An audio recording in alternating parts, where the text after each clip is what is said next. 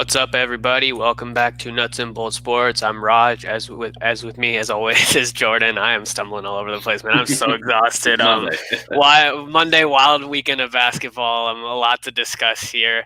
Let's not waste any time. But let's kind of get into what your name is first, real quick. Obviously, 8/24 yesterday being Kobe Bryant's 42nd birthday. I would have been his 42nd birthday. And today being 8/24. I know you're the big Kobe fan here. I'll let you sort of take over for a couple minutes. Yeah, I mean, obviously a pretty unique set of days back to back with the birthday and then the whole National Kobe Day in Los Angeles. Pretty cool stuff all around. We saw obviously a ton of current players, teammates, coaches, just NBA people all around, kind of showing their support. It's still kind of crazy when you think about kind of right now with LeBron, guys like LeBron, Durant. They're kind of like the elder statesmen, and you have a lot of these guys coming in the league now that look up to them. But there's still plenty of dudes that come in. And you ask them who their favorite player is or who they love to watch, and it was Kobe's the answer. You look at guys like Devin Booker, Trae Young, Kyrie Irving, like those dudes that worship them. That's who they watched growing up. So it was pretty cool to see all the tributes. Pau Gasol had some great stuff. Obviously, Kobe's wife Vanessa had some really nice posts. So just a really cool day of celebration. Obviously, you wish things were different, and you wish you could just celebrate the birthday and the Kobe Day just as just normal days, and you could see him post some sort of response or tweet or whatever. But circumstances are what they are.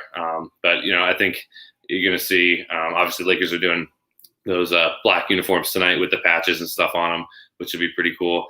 And I'd be pretty surprised if LeBron and AD didn't come out pretty motivated. I think it's a pretty focused team tonight because it's above all, that was Kobe's thing, was winning. So he'd be disappointed if they didn't come out strong against Portland. Just an overall cool set of cool 2 days and a lot of cool videos and photos and tributes and stuff. Yeah, I kind of wanted to get into the Mavericks game first, but I think let's stick with the Lakers right now, just because you mentioned tonight's game. Yeah. And I don't want to put too much sort of like I don't even know if speculation is the right word, but like I don't want to maybe relate these sort of distant things together too much, but like I wonder, I feel like it's kind of fortuitous that the Lakers are playing the Blazers, who are the first team that they played after Kobe's passing, and then obviously Dame went off like crazy, and that the Lakers were not in the right headspace in that game. It was pretty obvious. Nobody, not even the Portland Trailblazers players were in the right headspace after that very difficult week for all basketball fans across the world. But is this the Lakers sort of saying like, let's take back? See, I feel so weird wording it like this, but they're taking back ownership in a way of paying tribute to Kobe because they did get the L last time. Is this their sort of way of making it up to him and getting the win, like you said? Because that's kind of where my headspace was, and I feel like LeBron is probably going into it with that same sort of mentality and attitude because, like you said, that's obviously what Kobe would have wanted, is the win first before anything else. Yeah, and I think the LeBron point is exactly what I was going to say. We've heard LeBron throughout the first couple games and part of the bubble talk about how it felt different. There weren't any fans. There was nothing. Basically, he was saying there was nothing to get him going. As much as you normally would have during the playoffs. Well, here it is. This is the thing. If there's anything that's going to get a guy like LeBron going, it's going to be something like this. Obviously, They were pretty close. Even Kobe and AD on the Olympic team in 2012 were pretty close. So, and you look up and down the roster. I mean, Quinn Cook, that video has been circulating of him in like high school. Kobe, and Quinn Cook's a noted just an absolute huge Kobe fan. I remember he was pretty broken up when everything happened. Yeah, he was outside Staples, right, with all the crowds and whatnot. Yeah. Just walking around, kind of soaking everything in. So I think like I said, it's an awkward way to phrase it. You can't really put the term into words, but obviously like the Friday that they played Portland after everything, even with the extended time off, that I still don't think with the tributes and everything before the game, I don't think anybody was kind of in the right mind to play. So I mean that's that when you play for the Lakers, you're playing for the Kobe's, the Shaqs, the Magics, Kareem's, the legacy of winning. And so this is the carrot in front of them. They're going to wear. So they're wearing the special jerseys. Maybe they'll do something pregame as like a I hope so. moment of silence, but something something of that nature. I expect LeBron and AD to come out. I don't even think there's going to be a lot of talking. Just I think there'll be like that look. That's like, okay, let's get it done. And, obviously I'm hoping for them to come out with a win, but I think they will. They showed that over the weekend. I think the thing we saw over the weekend was when you have two the 5, 6 best players in the world on the same team, they can just assert their will really in the third and fourth quarters, and that's what they did. So that was nice to see them pull away with a tough win. I do expect Dame and CJ to come out fighting like always. I'm sure Dame's going to have a little extra in the tank too. He's a guy who had definitely earned the respect of Kobe. I remember when they battled his rookie year, Dame came out like 15 in the first. Yeah. And Kobe had to match the whole game. And it was, Kobe, talked very positively about him afterwards. So there's going to be like a lot of guys stepping up tonight. This should be a fun matchup. Yeah. It is difficult also to transition from that sort of mindset when you're going into the game. But I think that, having kind of dealt with it already this season, I'm hoping that the players can go into tonight with a little bit more focus and a little bit more being a little bit more ready to play than they obviously were, because it was pretty tough for everybody. Yeah, it was he passed on the Sunday and they played on the Friday, correct? Yeah. So that was difficult for everybody, I think, is just the easiest way to put it. And I'm hoping that like we've kind of just been reiterating here, that they pay homage respectfully to Kobe in the best ways that they can, and then they go out there and they play basketball because that's what Kobe would have wanted. To transition away from that a little bit, but more into the actual aspects of the game. Obviously, the Lakers now have won 2 in a row and seem like a completely different team than in game one. We overreacted game one. we fell into that trap. Well, that's what everybody does. And I'm going to come out here and plant my flag. I'm going to plant my flag and be like, everybody needs to chill out a little bit. Like, 80 was not good and the supporting cast is not good. If they step up, then the Lakers will start winning. And that's what happened. On top of LeBron being more focused, I did say that LeBron needed to lock in a little bit more. And he has been, the second game, he didn't necessarily score a lot, but he facilitated the offense in an incredible way. And then in game 3, he was basically all around. He was scoring the ball and he was facilitating. It was just complete dominant, like what we're used to seeing from LeBron basically in the playoffs in that game 3. I feel still very, very comfortable about the way that this LA team is playing. The mindset thing could affect the way that they go into this game, but I don't think that the way that they've been rolling now, I feel like they have a little bit of momentum. I don't see them dropping off as good as Portland has been in this bubble and in this postseason. I don't think that they're going to have enough to really take over. Do you have any other thoughts on the game itself?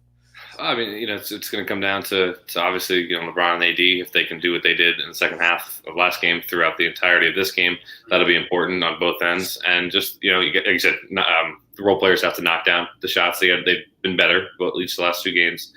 So you want to see that continued. And then, the looks are going to be there because LeBron's going to generate them. So you just have to hit them. And it's just got to be, it's a 48-minute game. And I know it's like the whole cliche, but like with a team like Portland, you really can't take your foot off the gas, even on the defensive end. You have to come out with a lot of energy, communicate on defense, obviously know when to switch. Don't give him a reason to get going. Don't give him that 35-footer early in the game that he hits. And then all of a sudden he's like, oh, you know what? I'll start taking more of these because that's the last thing you want. So, they got to come out with a lot of energy and just keep playing the way they've been playing. It definitely turned it around.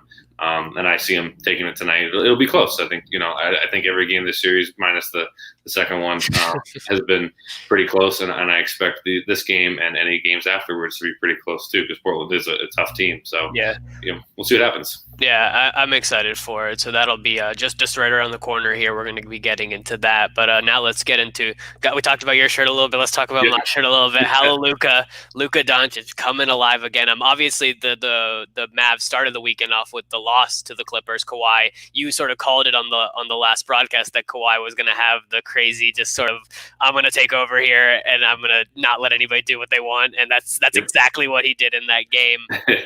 And then Dallas goes into yesterday's game, obviously, with a chip on their shoulder. And then KP is ruled out soon before the game. It wasn't even sort of anything that we had much awareness of, but I believe it was knee soreness, if I'm not mistaken, that kept him out.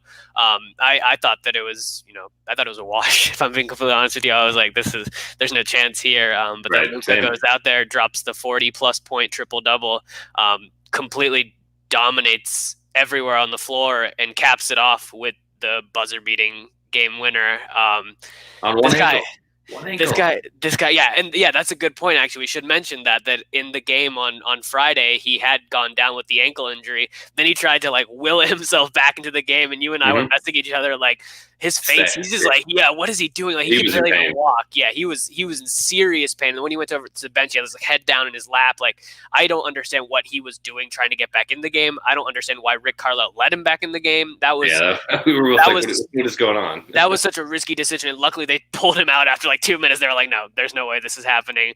And then, yeah, he comes back and he's like, no, I'm fine. I'm fine. Drops the 40-plus points. Was it like 17 rebounds, 13 assists or whatever? I don't have it in front of me. 43, 17 rebounds and 13 assists and Yeah. 18-31 shooting. It's ridiculous. That buzzer beater, I mean, step back from range. It wasn't even just like a pull up 3-point. Like he was far behind the line, drained it. And I believe I was reading on Twitter before that shot went up that Luka has not been good in the clutch. And then he just shows up and dominates. And it's just like, this guy at 21 years old, we keep saying it. And I can't. It has to be said. I mean, these are historic numbers. Nobody has done what he's done at this level at his age. Like, there's not a single person that we know in the history of basketball that's doing what he's doing on the offensive end of the floor. And I'm so excited to be witnessing like his growth and progression. It's also interesting because like, he came into last season, we knew how good he was, but he had a little bit of athleticism problems and questions and whatnot. And is he going to be is he going to be able to elevate to that next tier?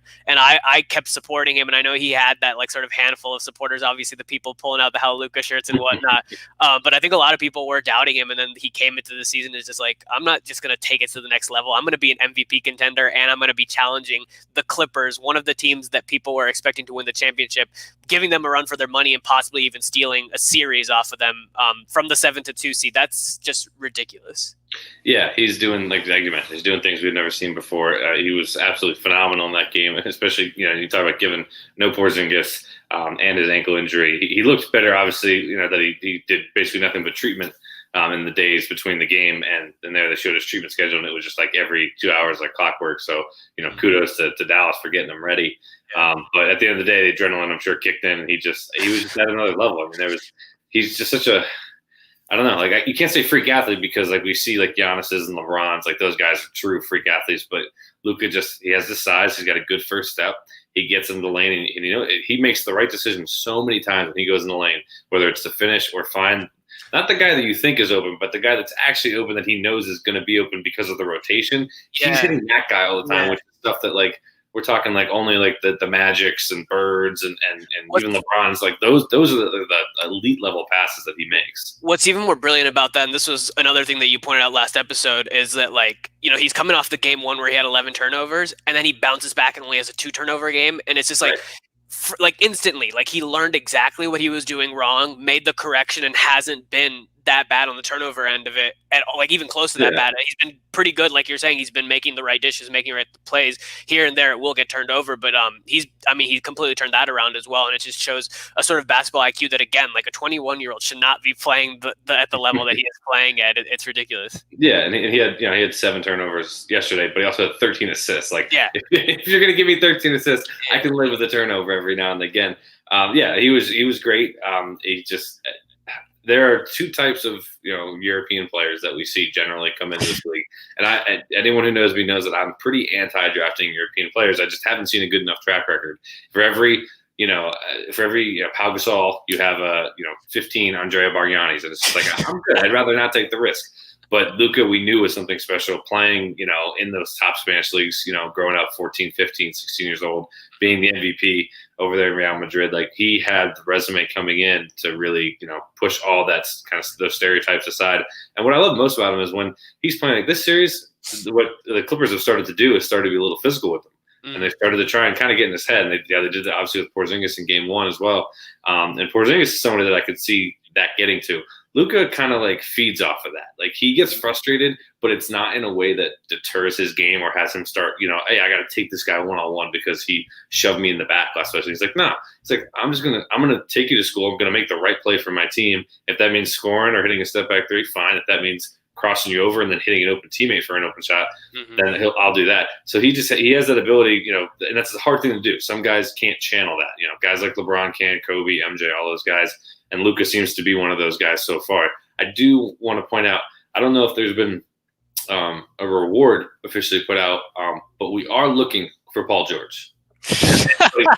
If you know anything about where Paul George is, Pandemic P. Pandemic P. it's atrocious. His numbers Oh my God. through 4 games in this series, and this is Oh my including a God. game one where he was 10 of 22 from the field and had 27. A pretty good game one.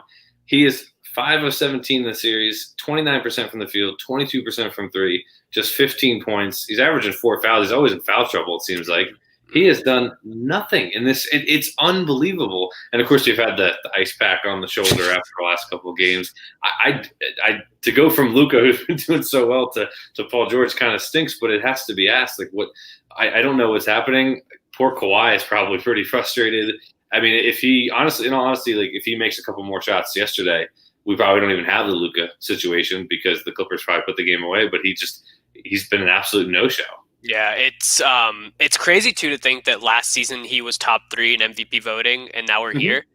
Exactly. That might be the craziest part of all this, and I can't quite pinpoint what's going on with him because it's clearly not the injuries, because he's recovered from the injuries and had an MVP caliber season in last year when he was with Russ. He's had one of the worst leg injuries we've ever seen and recovered and came back. to play at a high level. And he was good when he came back. When he was still in Indiana and he came back from that injury, he was really, really good when he came back. I don't know what's going on, and the only thing that I could think it is a confidence issue. He's got it sort of in his head. Maybe Dame got in his head. Maybe Dame was like, I knocked you out. I waved goodbye to you last year. And that sort of got into his head. And he's like, I can't make a shot now. It's definitely not the arm. It is not the arm because, and you know, he's still solid on the defensive end. You know, I think he could be better, especially considering what we've seen from him in the past in his career. But like, could be worse. Could be way worse too. You expect him to be a top 3 two-way player in the league, and he has not shown that. He's mediocre at best on offense right now.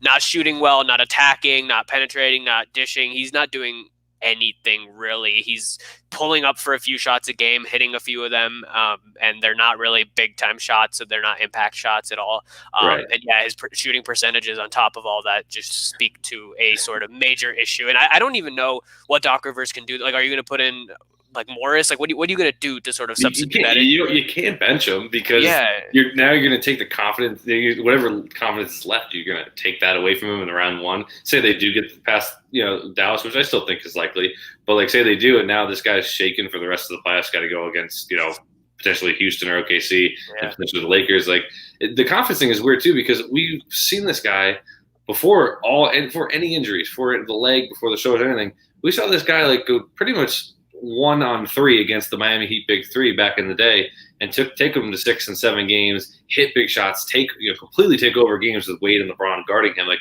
we've seen him have no fear in the biggest stage.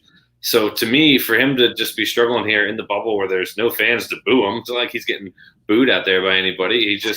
I don't know. I don't really have an answer, and it's for the Clippers fans. I mean, you have to be worried because I still think they can pull this out, but if Porzingis comes back and if they give him that size and mismatch advantage again, and Luka continues to be Luka, I mean, it's anybody's series. Sure. So based on what we saw on Friday and the performance from Kawhi, and then comparing that with what we saw yesterday from Luka without KP in the lineup, where do you think this series is going? Because it is knotted up at 2-2 now, and I feel a little less confident in my Dallas prediction that I made last week, but I feel like I'm still leaning more towards them because the Paul George thing is so drastic.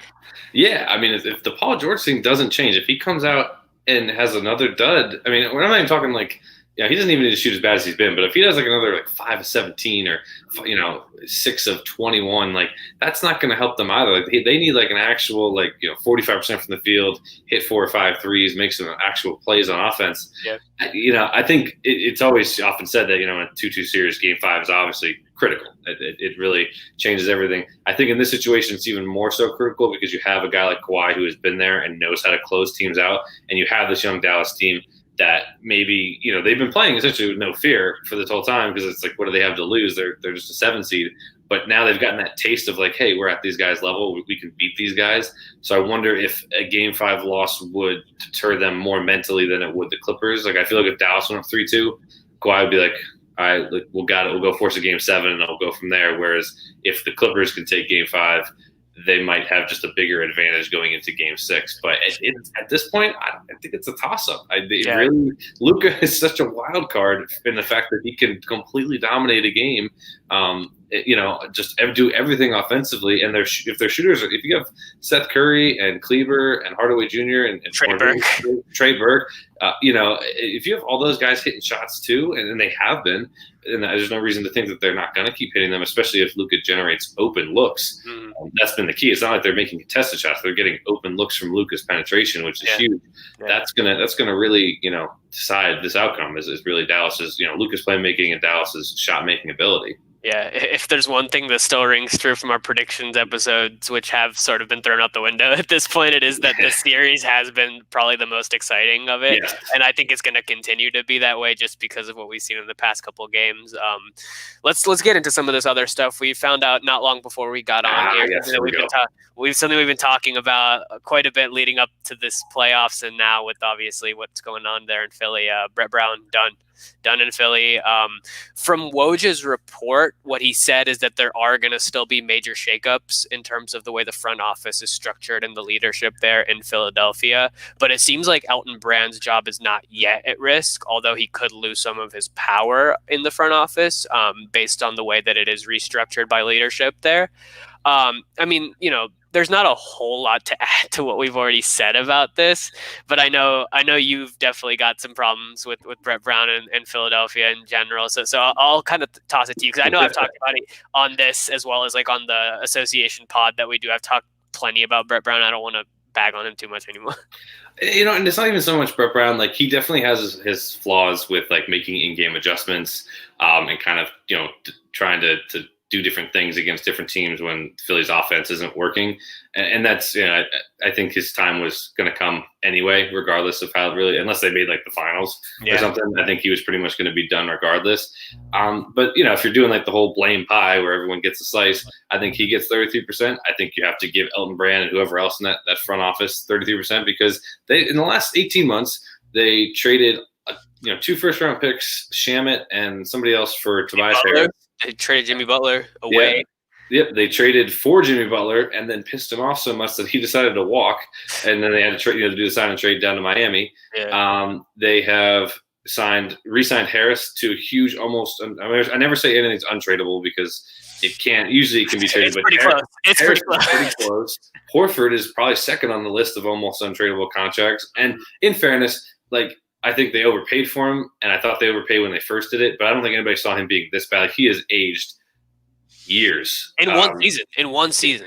Yeah, so part of that you can't really blame, but at the same time you threw you threw that money that you could have thrown at a couple other pieces, like 2 or 3 guys. You threw it all at one aging, power forward center. So that you have to, do that as well. So in the span of these months, they've lost all their assets. They lost almost all their outside. Tobias Harris had an awful series, and he deserves a lot of blame. But they have no other outside shooting. Josh Richardson is hit and miss, and he's out here. Apparently he was whining about his role and frustrated throughout the year. He should have been the 3rd and 4th option behind Simmons and Embiid and those guys. So I'm not sure what he's frustrated about. And then the other 33%, I think you have to throw it on Simmons and Embiid. You have Ben Simmons, who I think is supremely talented. I would have picked him for top 2 or 3 in Defensive Player of the Year. And at times throughout the year, I probably did pick him to win it. And yet the guy he refuses to shoot. Like it's not even so much like Luka needs to work on a 3-point shot. Like his percentages aren't good. He should work on it. Mm-hmm. But Simmons doesn't even, when he makes one, he's made 2 in his career. And yes. I think a 3rd in a preseason game. Yeah. And Twitter's almost broke both times because you're in shock. And it's one of those things everyone, it's funny, haha. But at the same time, that's a huge problem. You have to be able to shoot in this league, especially when your other star, Embiid, is not a good outside shooter either. He's terrible. He shoots 30% from 3. Embiid still loves to shoot from outside as bad as he is, though. yeah. That's always the game plan is let Embiid start shooting threes. But so you have Simmons doing that on one end, and that's really all he needs because he's a phenomenal passer. He's good around the rim. He's a great defender. That is the only thing Simmons needs to be a top 10 player in this league. And then you have the other piece of the superstar, an Embiid, who can't shoot from the outside, routinely is out of shape, and I think that also leads to a lot of his injuries, and routinely doesn't always give maximum effort in games. I looked it up before before the stream here. In the second half, so they played obviously 4 games that got swept.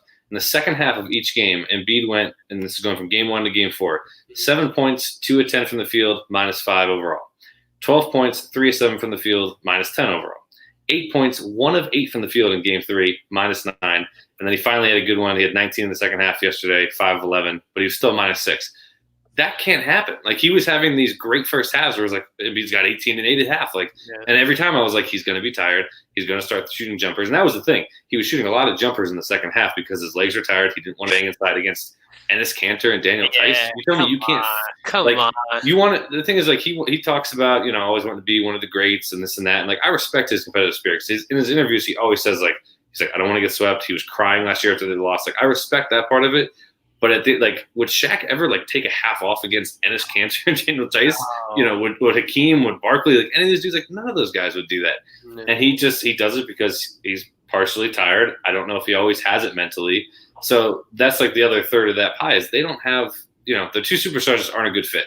And it stinks because they tanked for however many years to finally get pieces like that. Yeah. But I'm sure all my Philly friends that we'll talk afterwards, and I've been talking to them for a year and a half, saying that one of those guys has to be traded. At first, I said it was Simmons because he was a liability, and Embiid I thought was going to be a little bit better long term if he stayed healthy. I've switched and I've done the 180 and said I think they should trade Embiid. I think they could get more for him because he is such a powerful center, and all you need around Simmons is shooters. You don't need. I think you need to tailor more things around Embiid's game than you do Simmons. If you give Simmons a Giannis type situation where everybody can spread the floor, then I don't even care if he shoots because then you have 4 other shooters.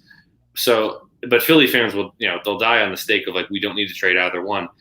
You do. This isn't this isn't like Shaq and Kobe where they had to trade somebody after they won 3 titles. You guys have made 1 conference finals and you lost on a heartbreaker, but they haven't gotten. Oh, that was the semis. Was that the semis? Yeah, last year Toronto was semis. Oh, so they haven't even made a conference finals. Yeah. Yeah, so they just haven't gotten it done, and it stinks, and no one likes to admit that something doesn't work, especially people from Philly.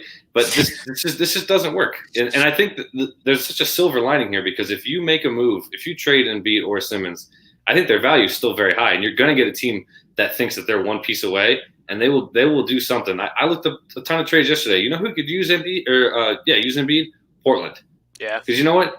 As much as I love Dame and CJ, I don't see them ever making a finals together. No. Dame and Embiid, I don't know. Maybe they will be willing to part with CJ. And there's the Zach LaVine's there. Booker's probably off the table now. Buddy Hield in Sacramento. There are trades all around the league that you can make for Embiid.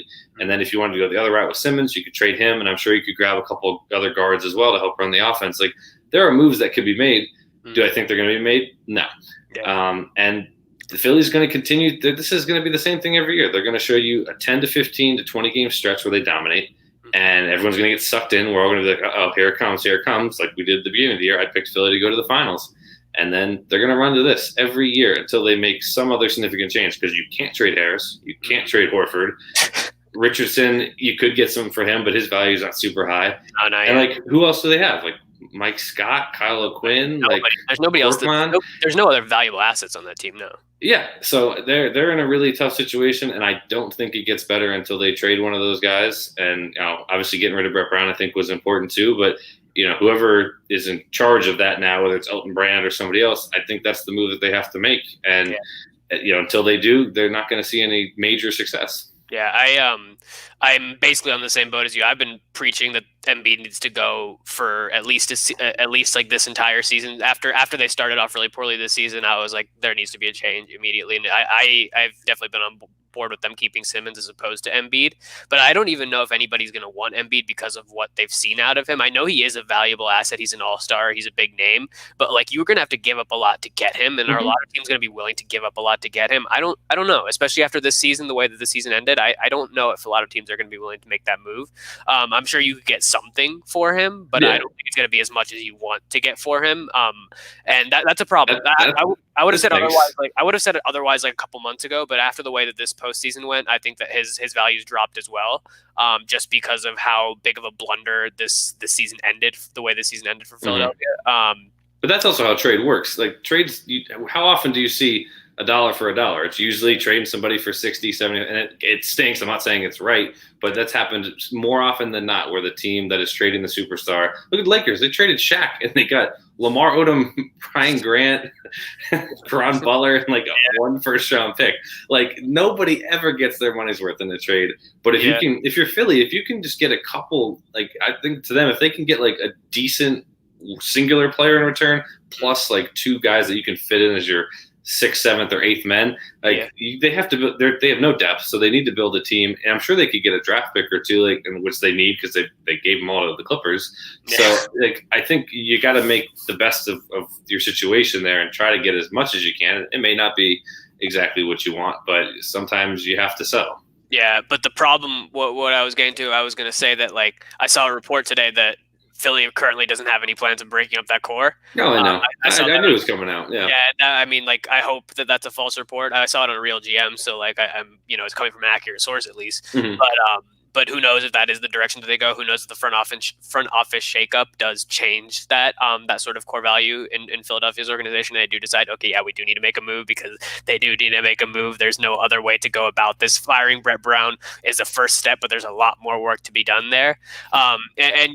When it comes to like players that you could surround around Ben Simmons, and I'm obviously thinking close to home because that's just where my mind jumps first. But a player like a Kevin Love is a player that you can get some young asses from a team like Cleveland. I don't necessarily want Embiid in Cleveland, but I'm just kind of throwing this sort of situation out there where you can get a guy like Kevin Love, who's a talented big, still can play, still can stretch the floor, can work around Simmons, and then you get a couple other young shooters or something out of there.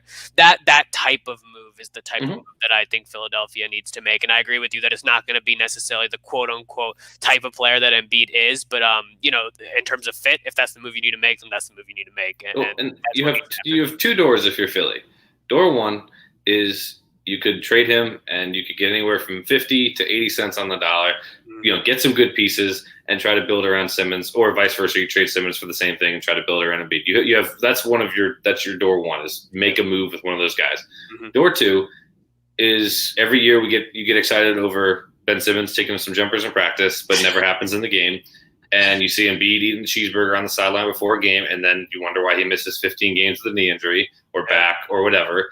But you get a couple of him doing the hype the crowd things after like forcing a jump ball in the second quarter of a game in January. That's all you get. Like those are your two doors, because door two is what you have had for the last 3 years. Door one leads to potentially something better, maybe something worse for a little bit, but you don't know. Door two, you know what you have. And so if you like, as much as I'm not a Philly person, I don't like any Philly sports teams, anything professional down there. But like I do feel bad for their fans, because like they have been hoodwinked into thinking like they need this, and like I know they all believe that they need to keep them together, but I'm telling you from the outside they don't, and they shouldn't, and they're not going to. I said I knew the thing was going to come out today with them saying we have no plans to break them up. Like I figured that was going to come one of these days, but then you're stuck with door two, and it's going to be the same thing. It's going to be like Groundhog Day every year. I tell you, we'll be whenever the new season starts, like mid-December. 2 weeks before, there'll be a Ben Simmons just making 23s in a row at practice, and everyone's going to lose their minds, and he's never going to take one in a game. Or if he does, it's going to be he'll make 1 out of 6, and that'll be it for the year. So we'll see. We'll see what happens there. We got a lot more to cover. And sorry, yeah, no, you're good. You're good. To be said. let's try to move through these topics quickly. Yeah. We've got our second round matchup set. Boston obviously sweeping Philly, and then Toronto sweeping the Nets. 150 points. Do you want to just give a quick prediction as to what we think is going to happen in that series? I think that's going to be one of the best series of this entire playoffs, even going forward, because those two teams match up pretty well against each other. I think, and I think it's well coached, well played. I think it's going to be very, very exciting matchup. Do you have any thoughts on who might come out of there? That's a really fun matchup. It stinks that Hayward's but he might be back. I know they said it was I forget what grade of his ankle sprain. It's 4 weeks out. Okay, so he's probably not won't be back in time for it. But like you mentioned, two of the best coaches in the game, Coach of the Year, Nick Nurse, which I know we were going to talk about, well deserved for him. So you have the Coach of the Year, the defending champions, against a very tough, very well coached Boston team, and like you said, they match up very well. For Siakam, you have Tatum, you have Kemba and Kyle Lowry, you have Ibaka and even Jaylen Brown and stuff. So there's a lot of good matchups across the floor that are going to be really fun to watch. A lot of Just good team basketball. I think, Boston, maybe not quite at the level of Toronto, but the ball still moves with them. Toronto, obviously, the ball zings around on offense. And on defense, both teams are very well coached. They have a lot of talented guys. I mean, I'll just give me can I get cameras of Marcus Smart and Anunoby and even Tatum? Give me just single cameras on those guys all game just to watch them, the ground they cover, the abilities they have. Let's pause real quick and talk about that play by Marcus Smart at the end of the. Oh, it's phenomenal! Where he's fallen down, catches the ball in the steal, and dishes it out. It's to Brown, right? He dishes it out to Brown on the fast break, and then they push and they get. I think they get the foul on the other. Just incredible stuff. The presence of mind, and that's what you're gonna. That's what happens when you have a well-coached team and guys who love to do the dirty work, and that's Marcus Smart's certainly one of those guys. He'll guard 1 through 5. He doesn't care how big or small you are. Yeah. But it'll make for a fun series. I think if I had to lean one way, I don't know if Tatum, I know can close. We know Tatum is a star. We know what he can do. Mm-hmm. I don't know if Jaylen Brown. I don't know. I don't think Kemba can do it. I'm not. I like Kemba as a person. I think he's great. He's a great guy. Mm-hmm. As a player, any team that he's on, I'm never confident with because he can't guard anybody. Yeah. It's tough getting his own shot off against bigger defenders. So I think I don't trust him. And then there's really nobody else in the team that I do trust besides Tatum. Whereas Toronto, Lowry can hit big shots, Siakam can hit big shots. Yeah, Lowry and VanVleet are going to tear. VanVleet, sorry, I didn't mention him, but they're both going to tear Kemba apart. I think, especially on the defensive end, they can both contain him like anything. He's going to have a lot of trouble against those two guys. Yeah, so that I think what it comes down to is having more. Neither one has a true second star, but I think that Toronto just has a little bit more. They truly have the spacing and the defense to kind of counteract. Whereas you look at the center position, you have Enes Kanter and Tice, two, they're skilled in their own right. Kanter's an offensive rebound machine. He's going to get you, he's going to give you 15 points a game, but neither of them can really play defense. Neither of them can truly space the floor that well, where you're totally worried. So I think it's going to be Toronto in, I'm going to say a hard fought 6, maybe 7, could go 7, but I think a hard fought 6, with, I would say, at least one, maybe we'll get 2 overtime games or something like that. But at the end of the day, I think the defending champs march on. Yeah, I also have Toronto in this, but I think it is going to push to 7 just because of how good Boston still has been on the defensive end. And I don't think losing Gordon Hayward is necessarily going to blow them apart on the defensive end in any way whatsoever. I think they still have their defensive core put together, and I think that they're going to do a better job of containing Toronto. I know Toronto put up 150 points yesterday, but Toronto's not necessarily a high scoring team, and when you put them up against a team like a Boston defense, I think that they'll contain them pretty well. And I think I like I said at the sort of opening of this, I think those two teams match up well against each other, and I think it's just going to be a lot of back and forth. Yeah, and I will say this: I'm picking Toronto in a hard fought 6. Mm-hmm. That can be switched, or Boston can take it in 7 or 6.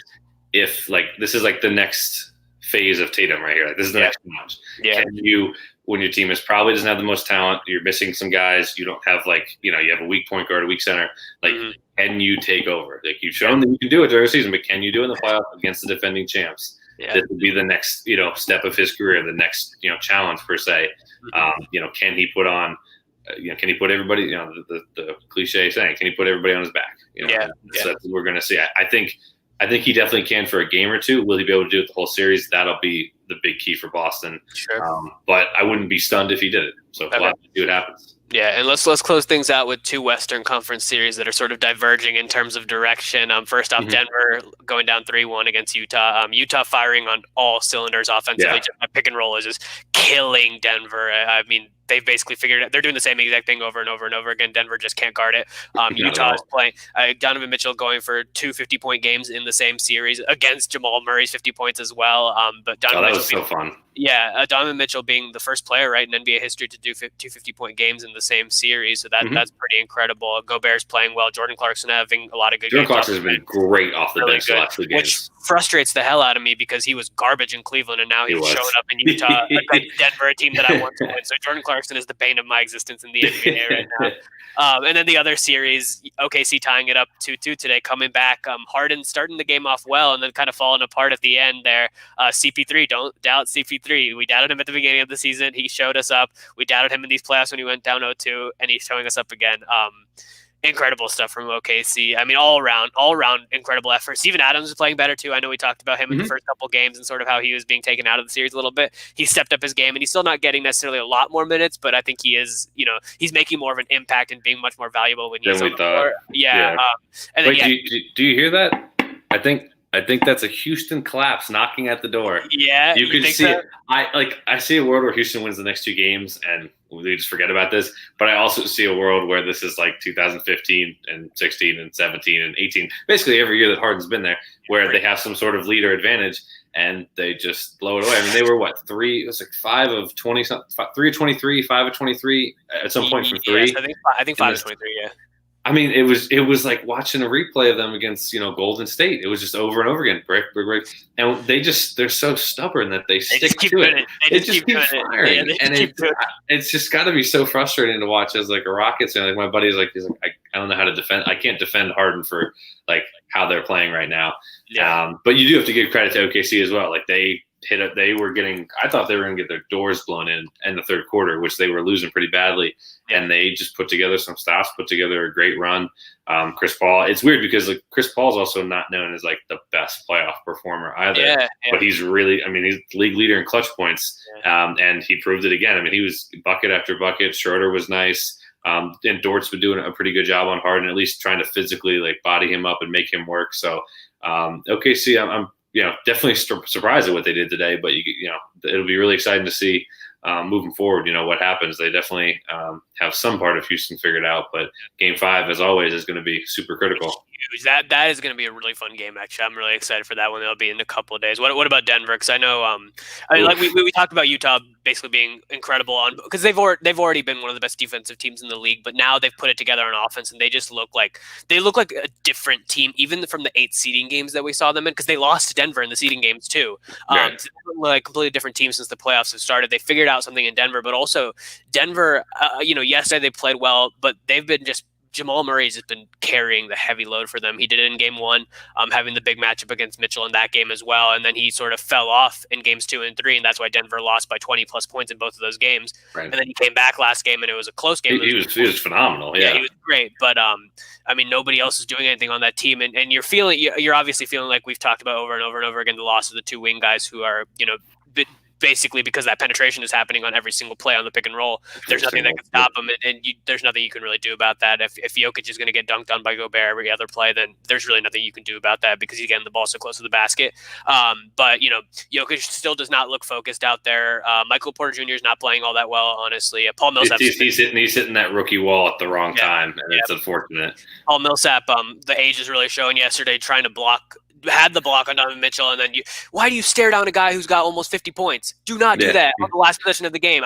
You can garbage this entire series. You have one block, you decide to stare him down when he's got 48. No, unacceptable.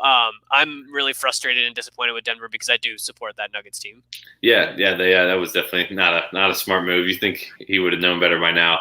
I think it's something that doesn't get talked about enough is that there were 12 guys taken ahead of Donovan Mitchell.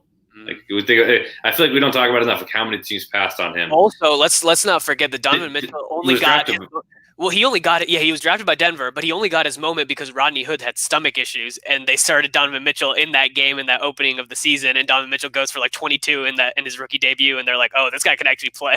Yeah, we're gonna stick with him, and I mean he's been really, really good since day one, since his rookie year when he helped defeat Paul George and Westbrook there in Oklahoma City. He struggled a little bit last year against Houston, but everyone hits kind of that sophomore slump as well.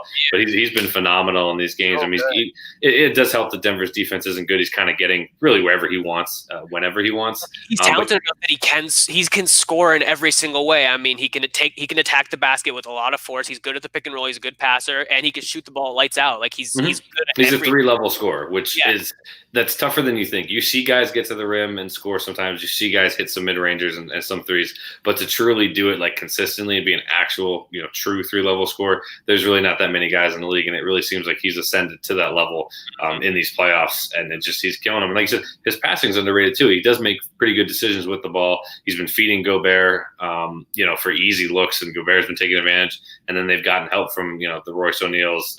Ingles has really been doing more facilitating, but that's just a bonus. Like, if you don't need Ingles to even shoot like that, he's just like your ace in the hole, break in case of emergency type thing. And they're scoring at this level without Bogdanovic, who is in theory their number 2 scorer in the regular season, or who was at least this year. Right, and Conley's been better. Better. Think about how bad he started the year. I mean, it was I couldn't believe it. And he's really I think the time off worked, plus having the kids. You got the dad strength still, and then Clarkson's been phenomenal off the bench, and that's what he's always been. For the most part, he's always been the guy that you want to be like that spark, that quick 10 to 20 points off the bench. So when he's hitting shots, you can't leave him because you got to deal with got to worry about Mitchell. But you can't double Mitchell because he's finding these guys too and making them pay. So they, like you said, they're clicking on all cylinders. Is pretty much the simplest way to explain it. And barring something crazy happening, they're going to be moving on to round 2, and they'll get the winner of the Clippers Mavs, which will be interesting to see because at that point you can maybe put a Gobert on Porzingis, or Gobert's going to have this. That'll be a fun matchup too. Gobert on Porzingis, and then Mitchell and Luka going at one another, dropping 40 on each other night after night. That would be a lot of fun too to watch. Yeah, or if it's like the Clippers, then you have Gobert again with the size mismatch. He's going to grab a lot of boards. So we'll see what happens obviously in those other series. But Utah is playing just as well as anybody right now. This Utah team, if they keep up this play, they can give anybody in the West a run for their money, Lakers included. I think that this Utah team has been. I strongly believe that they have been the best team in these playoffs so far. No. All right, but I think that'll bring us to a close for this episode. I don't think there's anything else that we can discuss. We covered a lot of ground here, but we did that'll bring us to a close. Be sure to follow Nuts and Bolts Sports on our website as well as on all social media platforms. Be sure to tune in on Wednesday where we'll have a lot more to discuss. And rest in peace, Mamba and Mambacita. I think that's how we should go out. You got any closing words?